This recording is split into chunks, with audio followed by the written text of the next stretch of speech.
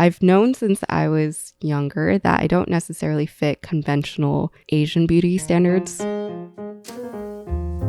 On the menu today at Sarah's Soju Cafe is green tea, so grab your mugs and let's chat about beauty standards. Happy Soju Friday to all my Soju shawties out there. If you are new to the podcast, welcome. This is a podcast where we talk about navigating our 20s, adulthood, career, life, relationships, and beyond. And I'm your host, Sarah. So welcome to today's episode. I hope it's a fun listen. Today we're talking about beauty standards. I feel like this is my quarterly existential crisis about the way that I look. And it's extremely topical because this is me coming back after a 3-week stint in Korea. So my boyfriend, James, and I last week actually did a podcast episode about cultural differences because he's Korean and I'm Chinese. But I'm back in the States now. We just got back like 2 days ago, and I have been sitting and thinking about what's been on my mind. And as much as I love to see different cultures and experience different things, traveling always puts me into such an existential crisis. I just think about so much about my life and I reflect a lot. And one of the things that I was reflecting on this trip, which hasn't happened as often as some of my other trips, is I was just reflecting a lot about personal image and how I see myself, and in particular my beauty, my youth, the way that I just generally look. And I had a very strong opinion this time. Every time I go to Korea, I feel like I'm somehow influenced to glow up or want to look better and want to look prettier each time that I'm there. I've been to Korea 3 times at this point, and this time felt more dramatic, maybe because I'm experiencing the process of aging, and in your late 20s, you start feeling a little bit more expedition, or that your aging process is like getting expedited. So I wanted to talk a little bit about that today. Before we get started, I wanted to share the drink of today because it's early and it is right now 10 a.m. while I'm filming. I'm drinking green tea. So if you have a drink or a mug in your hand, cheers to that. And thanks for being here. One more thing before we get into the episode is please like, subscribe, follow, and turn on post notifications if you guys enjoy this podcast episode. I do this because I love making these podcast episodes and I don't make any money from it. So if you guys want to support and leave a comment or a follow, please do. I am running on maybe like 4 hours of sleep, and whenever I come back to the States after a long trip, I try to force myself to sleep at a proper time, but that just leaves me in such a cranky mood the whole day.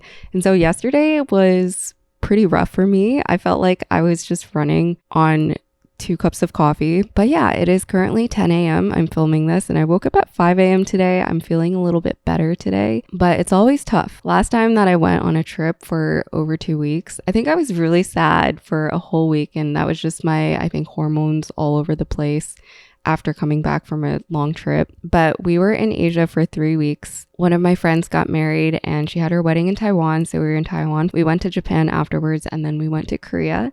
We spent most of our time in Korea. So I would say maybe it was like 10 days that we were there.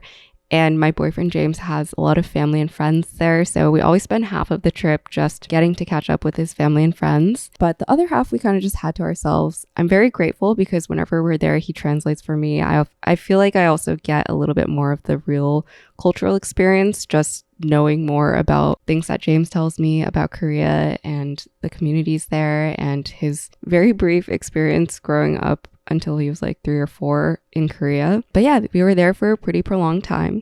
This is my 3rd time going back, and so it felt more familiar than it has in the previous times. But one thing I was thinking about a lot when I was there was just beauty and beauty standards in Asia particularly versus my experience with beauty standards in more Western cultures. And every single time I go to Korea, I do feel pressure to glow up. And I think I do. I think I come back looking like 10% better, which is great. And that's partly because it is just so much more affordable to do things like get your hair done, get facials, get other procedures. But I feel a little bit of a pressure whenever I go there because I see so many beautiful people walking down on the streets. There's one thing that everyone always says when they go to Korea, which is everyone just looks so beautiful. Granted, we were in Seoul for the majority of the time, actually the whole time. I've always wanted to go elsewhere like Jeju, but we stayed in Seoul, and I think because it's like a big city hub, it's really easy to just see Korea through the lens of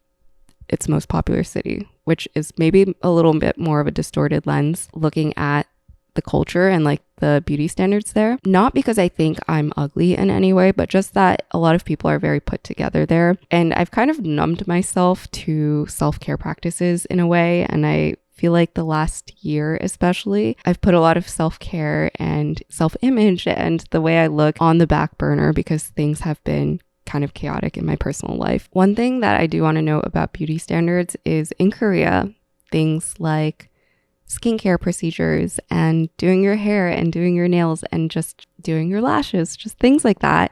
It's so much more affordable. And so I think the culture around beauty is a little bit more high. Like the bar is just set a little bit more high because a lot of these things are ingrained into like self-care practices rather than something that you can only afford if you're really rich, which I feel is more of the culture in American society, or maybe the American society that I perceive, that it's just a lot more expensive to have maintenance routines and care in that way. And maybe we'll dive a little bit deeper into this later on. But one thing that I noticed in Korea is a lot of these beauty standards are fed pretty directly to you through just posters. I've seen so many celebrities and people on packages, on billboards, on walls in Korea, which I feel like I don't see as commonly in the States. And maybe if I do see someone on a poster or a wall somewhere, there's maybe more variety. But I felt like walking around, I was just kind of fed what the beauty standard was. And it was really clear what is perceived as beautiful, whether that's in skin tone or hair or clothing and style. Something that I remarked to James on was that I feel like trends are very apparent. I noticed, especially in clothing trends, there were a few things that I saw pretty repetitively and redundantly. There were a lot of girls wearing bomber jackets. I think the skirt over pant trend is very common. I saw a lot of that. I feel like I get really inspired when I travel too, just seeing the different types of like clothing that people wear. But I noticed that there is a heavy culture on trends and distinct beauty standards. So that's the first thing that I wanted to talk about because I've known since I was younger that I don't necessarily fit conventional Asian beauty standards, let alone Korean beauty standards. I think I'm pretty far off from. Growing up, I was always aware, and I think family members, relatives, friends, people from Chinese school, like my parents' friends, would always remark on how I had really tan skin. And that's something I never felt bad about it, but I was always aware that people noticed it. And I think being in Korea, I noticed it even more because a lot of people are very pale there. And that is the beauty standard. And there's nothing wrong with being pale, but I noticed I stuck out a little bit more. Like I definitely didn't look Korean, even though I looked Asian. But the other thing that I found very interesting was I also am a little bit bigger in Asia, and I've always been used to being a little more petite and on the thinner side, maybe also because in Western culture different body shapes and body types are accepted. I felt a little bit thicker, and I felt very not the beauty standard this time around because internally I've been going through a lot more mental reflections on the way that I look recently because I haven't felt the most beautiful. If I'm being super transparent with you guys, I feel like I'm very raw with you guys on this podcast episode, and sometimes I let you into too much of my mental headspace, but I think it was easier to feel not pretty in Korea. And this is not to say anything bad about the Korean culture, and I definitely do not want to like slander beauty standards there, but I just did feel a little bit more out of place this time around, maybe because I was already feeling not so great about myself. So that's one thing. I feel like on this trip especially, I felt very not the beauty standard. I think I was doing a lot of reflection on why exactly I felt that, and it boils down to the fact that I haven't felt very beautiful in general lately. And this is definitely not a fishing for compliments thing. I know you guys will have my back and tell me that I'm beautiful and everything. But because I've been going through a lot of internal turmoil about the way that I look, and I'm fed more nowadays on social media, the standard of beauty, I felt kind of out of place.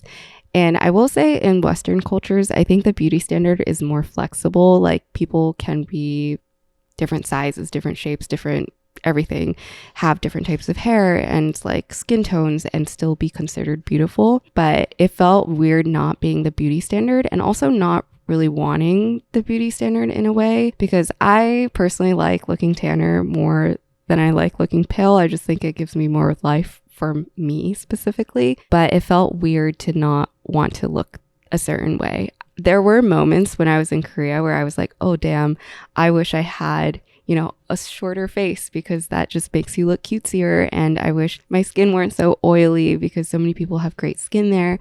And I think that's something that I was thinking about for a good chunk of the trip. One thing that I did notice though is the price of beauty is a lot lower in Korea. And so it is much easier to also conform to the beauty standard and what is considered beautiful. For some context, things like facials and getting your haircut is a fraction of what it would be in the States. In New York, when you get your haircut, it's usually around like $50+, upwards of $90 to get just a haircut, and that's not including tip. But in Korea, it's like $20. Sometimes it's cheaper, sometimes it's more expensive, but it's just so easy and accessible to do that. Another thing is getting stuff like lash lifts and lash extensions, getting your nails done, getting facials. Those are also super cheap. Last time that I went to Korea, I tried masseter Botox for the first time. And if you watched my episode on getting older and uglier, I talked about how much I didn't like that. And I didn't want to do that again because it kind of just made my face look different, made my face look kind of weird to me. But that was literally $30. Whereas in America, it would be something like $300 to $500, maybe a little bit more. And it's just insane how much more accessible these treatments are. And I think that is partly what contributes to the feeling of needing to be beautiful, because it is affordable. Like, it is way more achievable for the masses of people than it is in other countries, and especially in comparing to American culture. And I think that's also why people talk about how Koreans and Korean people in Korea are so beautiful. And if you go to a place like Seoul, you will see so many beautiful people on the street. I think that's true because everyone puts this time and attention into self-care. And maybe everyone is generalizing, like the term everyone, maybe not everyone. But in Seoul, when we were there, I think I just saw so many people with perfect skin and perfect hair and looking so put together. And that, I think, is a signal that people take care of themselves. The first reflection that I wanted to make is, as much as I felt like I wasn't the beauty standard, I felt very inspired to take care of myself.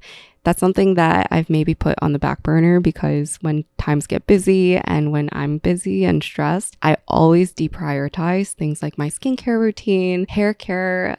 When I had orange hair a couple of months ago, I would just let my roots grow out because I just didn't have time to get them touched up. And I felt like it was just a lot of maintenance and a lot of tasks that I didn't have the energy, the time, the money for. And maybe another reason for that is I feel like there's a culture around hustling in America and also in other places, but hustling at the expense of yourself. All those stories of people compromising their health and compromising the way they look, the way they dress, just to achieve success. I feel like I've always heard those stories and I've kind of learned subconsciously from them that it's okay to put yourself on the back burner and kind of like let go of those things. But I think being around so many people that put care and attention into how they look kind of inspired me or made me think about how much more I do want to put in that effort. We were hanging out with James's friends actually, and they were just looking at James and they said, you should get your eyebrows microbladed. You should get a new pair of glasses. And it was so interesting seeing how open people are with sharing their opinions on the way that you look, but also just telling you straight the things that you should do or get done in Korea. Growing up, I had a very weird perception of self-care practices like getting facials and getting a blowout and things to make yourself look more beautiful. I always thought that that was a vain thing or just something that is a little extra. And I think seeing another culture where these things are customary or almost expected of you to kind of like put your best face forward and do different things and try different things is really interesting, because I'm not used to it. And going into the idea of feeling pressured, because I think at the beginning I mentioned that whenever I'm in Korea, I feel a little bit pressured to get stuff done, like just to do stuff to make myself look more beautiful. This time around, I did get some facial treatments. I've been dealing with acne a lot for the last couple of months, ever since I froze my eggs last year. And my acne scars have been getting worse and worse. When I went into the consultation with the derm or the doctor who was seeing us, I also went with my friend Julia for context. But when we got into the space, I think Julia remarked on how good my foundation was, because I pretty much, when I need to go out, I put on foundation to cover my acne scars. They're pretty deep and pretty red, but I always cover it decently well. And I think people don't realize that I have so much scarring from my recent acne. But the derm had remarked on several things, and there's just this open culture of discussing how you look, at least through what I've experienced. And he remarked on certain parts of my skin. He was pretty open, just like talking about the flaws and the things that needed to be fixed. And I think I felt a little bit self-conscious during that moment, not having my makeup on and looking at my skin analysis, which apparently my skin age is 31 years old. They have this machine that you throw your head into, and it does a full analysis of like your wrinkles, your skin age, and all that. And I think on a whole, that is so much better than what I expected. I was expecting my skin age to be even older than that, but I am younger than my skin age. So that told me that I needed to take care of my skin better. But this time around in Korea, I did some skincare treatments to help with my acne and just the general appearance of my skin. It was actually very painful. I will be putting out a vlog and sharing what I got done in that vlog, but I do see significant differences, and it does feel like a weird thing to say that doing these external procedures made my skin better and makes me feel better. But I remember calling my mom a couple of days later, and she was like, wow, you look so good. Like, what happened? And I told her that I got skincare done, and she said my skin tone looked a lot better than it usually does, because I think I have relatively dull skin. Like, my skin is tan, but it leans a little more like greenish. I don't know, like not as healthy. But on top of that, I also got my hair cut and my hair colored. So we're back to black now. I always go to this place called Sunshiki, and they're really good if you guys are in Korea and want to get your hair done. But that is the extent of what I got. However, whenever I'm sitting at places like the skincare clinics or even in the hair salons, I feel inclined to want to do something more dramatic, you know? And I think because I was seeing so many people with perfect skin and just a ton of people that fit the standard of Korean beauty, I always think, like, my mind always wanders into, oh, what do I need to think about? What do I need to consider to make myself more beautiful?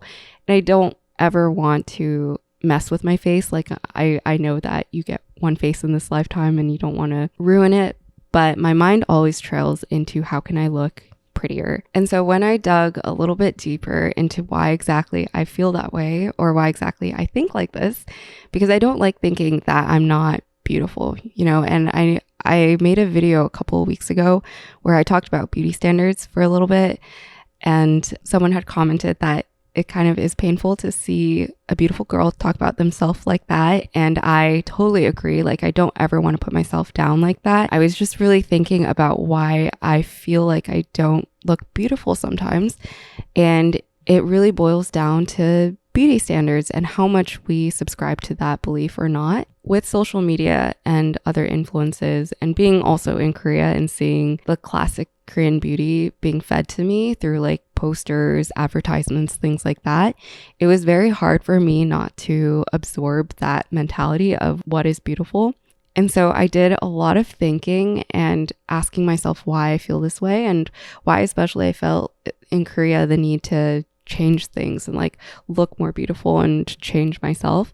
I realized, and this is not a profound realization in any way. So my realization was that I've put a lot of pressure on myself to fit conventional beauty standards. And I think a lot of us do the same thing. But when I was in Korea and I was being fed what the conventional beauty standard is, it felt a lot more normalized to feed into that mindset and to want to subscribe to that mindset, because it was so apparent on like advertisements and in beauty clinics and everywhere what exactly the beauty standard was.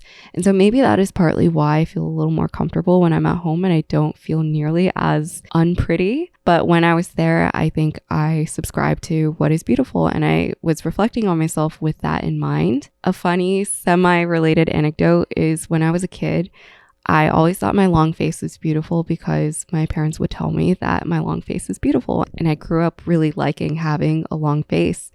But whenever social media started getting like super ingrained into our society, which probably was around the time that the pandemic happened and I was chronically online.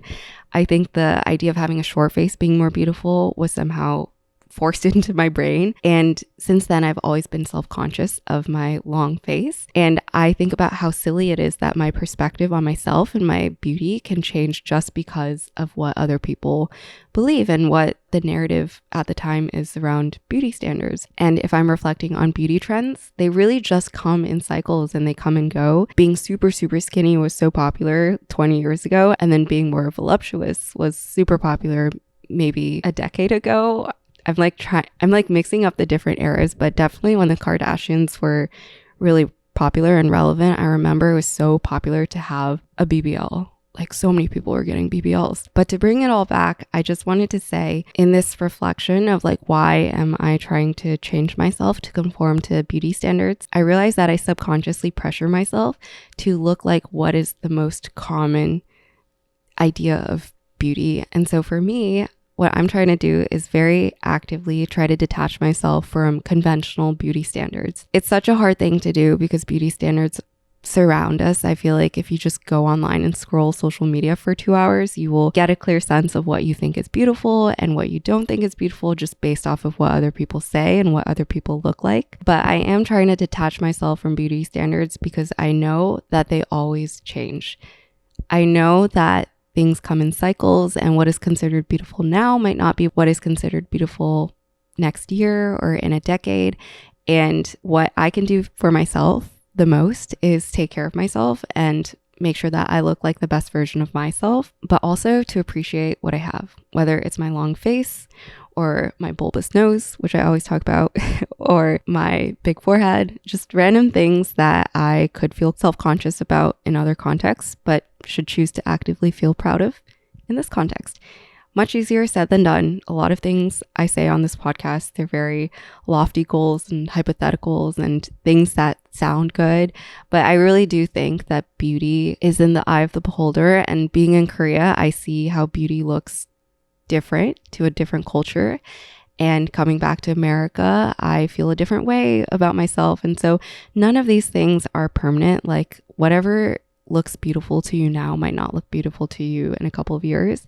And so just being happy and content and finding beauty within yourself, I think, is the most important. Of course, I say this and I'm still going to feel self-conscious about certain things. And there's other things that I will bring up again next quarter when I'm having my existential crisis about the way that I look.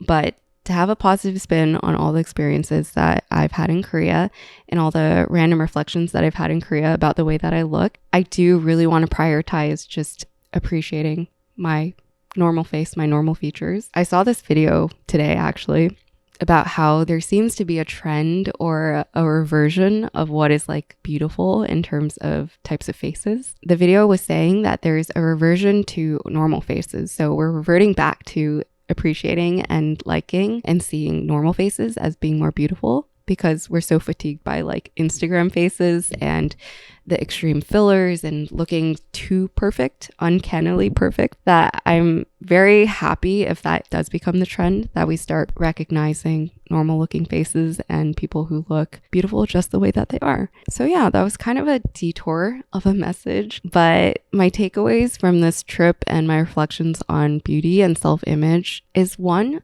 that I should take better care of myself. I always say this and I always want to do this, but sometimes I put things on the back burner because I'm too busy. I don't have the time for it. I just feel like I have other things to do, that I forget to do my skincare routine at the end of the night, or I don't wash my hair for like 3 days straight and it gets super oily and unpresentable. I like to think of beauty and the things surrounding it as a sign of taking care of yourself and also a reminder to take care of yourself. One thing that I'm trying to rewrite in my head is the narrative that trying to be beautiful is vanity when it is not. I think there's a lot of self-care around being beautiful and the pursuit of beauty that is good for your mental and your physical well-being, whether it's sleeping well so that your skin is rested and you look a little bit more fresh, taking time to get a haircut so that you don't have split ends and the health of your hair can be preserved, just random things like that I'm trying to do more actively and not see in such a negative light. For me, the pursuit of beauty and looking like the best version of myself also is something that I want to do because I feel better about it. Being not put together or sloppy, I think comes in a cycle. So when I feel bad about myself, I don't care about how I dress and I don't put on makeup and I just let my hair look however it looks. And then it makes me feel worse. And then it puts me in the same cycle where I'm not taking care of myself and not putting myself together because I'm not feeling good. And then that makes me feel worse. So just trying to nip that cycle in the bud is one thing I'm trying to be more conscious of. The one thing that I'm asking for myself is how can I build self-care and this routine of being mindful of the way that I look and am presenting into my day-to-day habits and actually making it something that is sustainable and maintainable. I've always thought that being beautiful and having luscious hair and good skin requires so much work, but it's something that I know I can subconsciously just tack on to the end of my night. Like however many products I'm putting on my face right now, there's like maybe 3 products. I can always make time for it. It'll take 5 minutes max to put my moisturizer on, to put my eye cream on, different things like that. I just want to build into a habit because right now they're not necessarily habits. And that's why it's so easy for me to not do it or not be mindful of it. But I really want to be a more presentable version of myself for myself. So that's the other thing that I learned on this trip, seeing how other people take care of themselves and seeing how in Korean culture it's so ingrained to look presentable and put together. Also, to all my gals and guys out there, you deserve to take care of yourself too.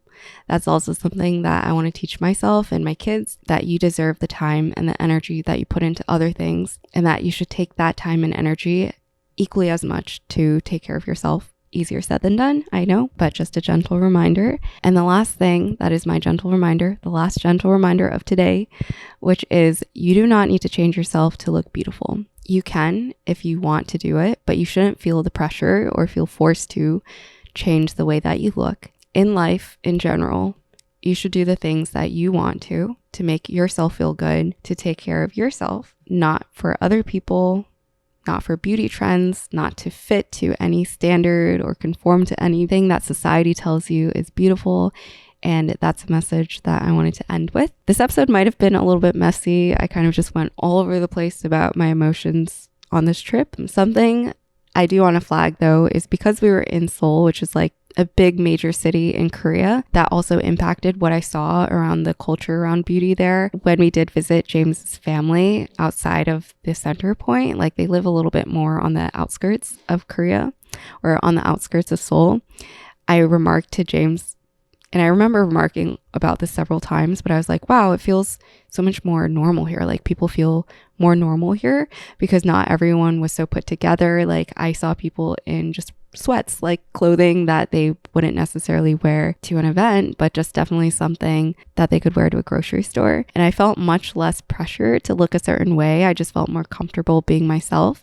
And I realized just even location can change the way that you feel about yourself. What I'm sharing in this podcast episode really is just a reflection of what it felt like being around so many beautiful people in Seoul. I hope no one takes this episode the wrong way. I really love Korea and the culture.